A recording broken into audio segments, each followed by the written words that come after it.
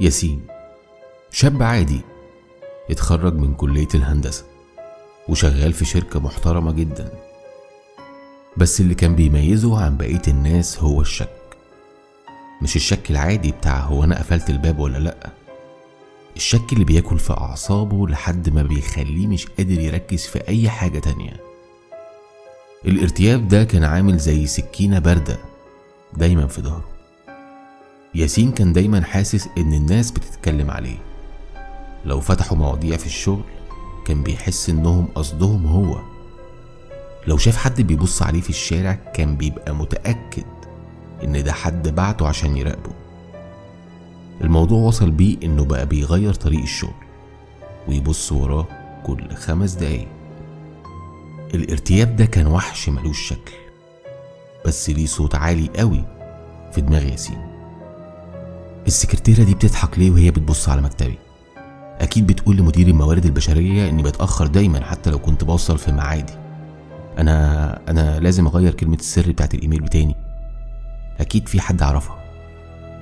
في يوم من الأيام والدة ياسين، وهي الست اللي كانت حاسة بوجع ابنها ده من زمان، راحت له البيت.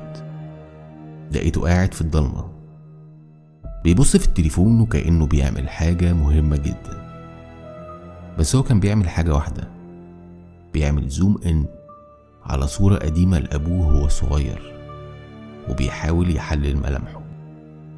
ياسين يا حبيبي، انت مش كويس، بقالك كام شهر عايش في وهم. الناس دي بتحبك يا بابا، مفيش حد بيكرهك بالشكل اللي انت متخيله ده.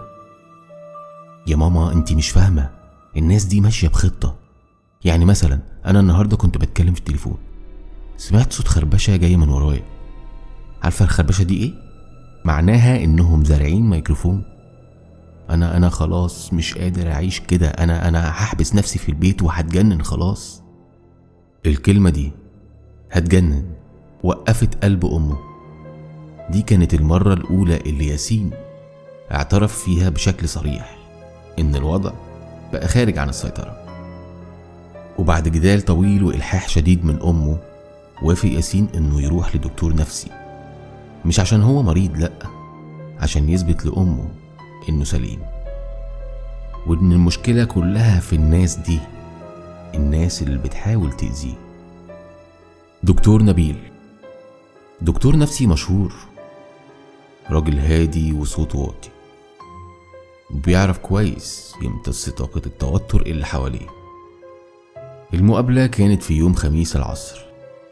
ياسين دخل عليه وهو ماسك شنطته كأنها درع حماية، وعينيه عمالة تلف في المكتب بتفحص كل ركن فيه. أهلا بيك يا أستاذ ياسين، اتفضل اقعد على الكنبة دي. مفيش داعي للقلق، مفيش أي حد هيأذيك هنا، دي مساحتك الخاصة. مساحتي الخاصة يا دكتور؟ أنا متأكد إنك بتشتغل مع ناس معينة.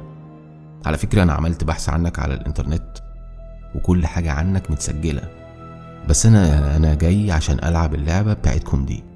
أنا عايزك بقى تقولي إيه المطلوب مني بالظبط عشان أخلص من المرحلة دي وأرجع لحياتي الطبيعية.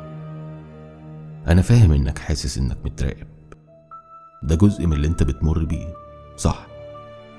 خلينا نتكلم عن أحاسيسك دي، مش عن الناس اللي ممكن تكون بتراقبك. تفتكر إمتى بدأت تحس إن في مؤامرة بتحصل؟ مش فاكر، يمكن من أيام الجامعة، بس الموضوع زاد قوي دلوقتي. من حوالي 1.5 سنة كده لما بدأت أشك إن زميلي في الشغل عادل بيسرق أفكاري. كنت بسمعه وهو بيتكلم في التليفون عن مشاريع كنت أنا اللي عاملها. بعدين الموضوع كبر قوي، بقيت أشك في البقال، في سواق التاكسي. كل حاجة بتحصل حواليا ليها معنى متوجه ليا أنا بالذات. قعد ياسين يتكلم حوالي ساعة، بيحكي عن كل موقف مرعب حسه، عن التليفون اللي بيرن ومفيش حد بيرد، عن رسائل ممسوحة، عن البصمات اللي بيلاقيها على كوباية الشاي بتاعته. الدكتور نبيل كان بيسمع في صمت تام، بيكتب شوية ويسأله أسئلة بسيطة. تفتكر يا ياسين لو حد فعلا عايز يوصل لك حاجة، ما كانش أسهل إنه يقولها لك مباشرة؟ لأ، عشان كده دي مؤامرة، لو قالولي بشكل مباشر هعرف أفضحهم كويس.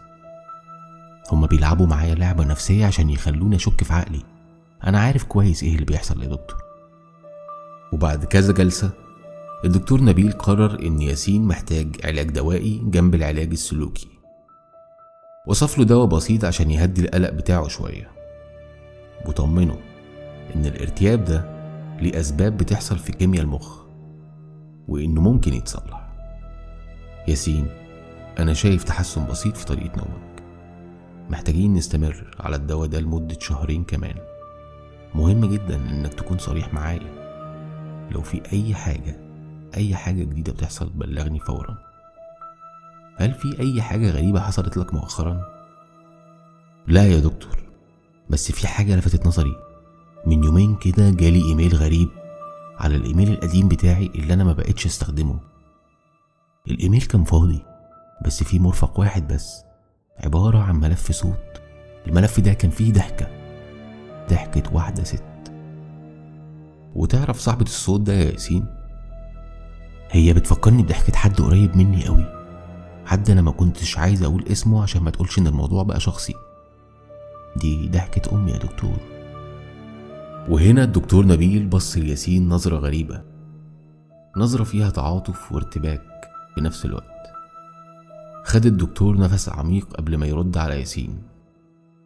يا أستاذ ياسين، لازم تكون صريح معايا. هل والدتك بتتصرف بغرابة في الفترة الأخيرة؟ غرابة؟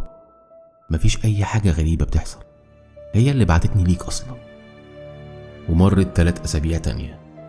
ياسين كان ملتزم بالدواء وبالتعليمات، والارتياب قل شوية، بس ما كانش اختفى تماما. قرر الدكتور نبيل يعمل جلسة عائلية عشان يفهم العلاقة بين الأم والابن. الأم وصلت وكانت قاعدة على الكنبة بتحاول تبتسم لياسين. يا أستاذة، أنا لاحظت إن ياسين قلقان جدا من إن حد بيسمع مكالماته أو بيراقبه. هل ممكن تكوني من باب القلق عليه عملتي حاجة غير مقصودة خلت عنده الشك ده يزيد؟ أنا ما أقدرش أعمل أي حاجة تضره يا دكتور. أنا خايفة عليه لدرجة إني بايتة في الشقة اللي جنب شقته عشان أسمعه بس لو ندى. بتسمعيني؟ يعني أنت اللي كنت بتتصنطي عليا؟ وصوت ضحكتك كمان اللي أنت بعتهولي ده إيه؟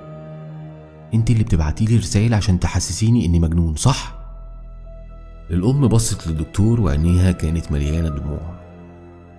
الدكتور نبيل رفع إيده كأنه بيهدي الموقف، بس بصته كانت موجهة لياسين بنظرة حادة. ياسين، أنت لسه محتاج وقت، بس لازم تعرف حاجة بخصوص ملف الصوت ده. أنا طلبت منك في الجلسة اللي فاتت تبعتلي أي ملفات غريبة بتوصلك، وده اللي أنت عملته لما بعتهولي على الإيميل اللي احنا اتفقنا عليه. ياسين اتلخبط. هو فعلا فاكر إنه بعت الملف، بس مش متأكد. الذاكرة كانت بتخونه. بعتهولك إيه؟ خليكي بره لو سمحتي دلوقتي يا أستاذة. ياسين، الحقيقة مختلفة شوية. الارتياب اللي عندك ده حقيقي، بس السبب مش اللي انت فاكره. ايه السبب؟ مين بيراقبني يا دكتور؟ انت اللي بتراقب نفسك يا ياسين. كل اللي انت حكيته عن الخربشة والرسائل الممسوحة دي كان نتاج لعقلك انت. حاجة واحدة بس اللي كانت حقيقية، ملف الصوت ده الوحيد اللي كان حقيقي ومجهول المصدر. الدكتور نبيل فتح درج المكتب وطلع منه فلاشة عليها ملف الصوت عشان ياسين يسمعه. يا ياسين، أنا مش دكتور نفسي تقليدي، أنا متخصص في علاج الاضطرابات الناتجة عن الإدمان المفرط على الإنترنت والمراقبة الذاتية. أول مرة شفتك فيها أنا عرفت إنك بتعاني من أمراض ذهانية بسيطة، بس كانت في حاجة تانية غريبة. الدكتور نبيل ضغط على زرار التشغيل. الصوت اللي كان طالع كانت ضحكة طويلة ومميزة فعلا، زي ضحكة أمه، بس كان في حاجة غلط. الضحكة دي كانت متعدلة بالذكاء الاصطناعي.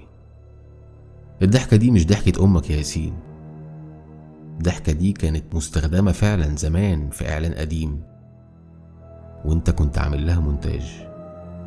كنت مهووس بيها وانت صغير.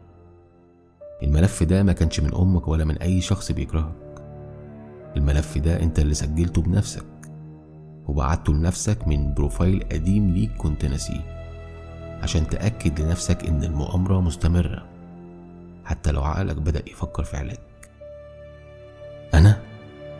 أنا عملت كده ليه؟ لأن جزء منك ما كانش عايز يخف. الارتياب ده بقى هويتك يا ياسين. التوقف عن الشك بيعني انك هتضطر تواجه حياتك الطبيعية، حياتك اللي انت كنت دايما بتهرب منها زمان. وعشان تفضل في الفقاعة دي، عقلك خلق دليل جديد وبعتهولك عشان يثبتلك ان الخطر لسه موجود. الخطر ده ما كانش الناس اللي حواليك يا ياسين. الخطر ده كان جزء من عقلك نفسه اللي بيقاوم التعافي وبيحاول يخليك متمسك بالخيال. في اللحظة دي دخلت الأم وهي بتمسح دموعها، بصت لياسين اللي كان قاعد زي الصنم، مش مصدق إن كل اللي كان عايشه ده كان من صنعه هو. الارتياب كان حقيقة، بس الضحية والمتآمر كانوا شخص واحد. ودلوقتي بدأت المعركة الحقيقية، مش ضد العالم لأ، لكن ضد الجزء اللي بيرفض يتخلى عن الظلام.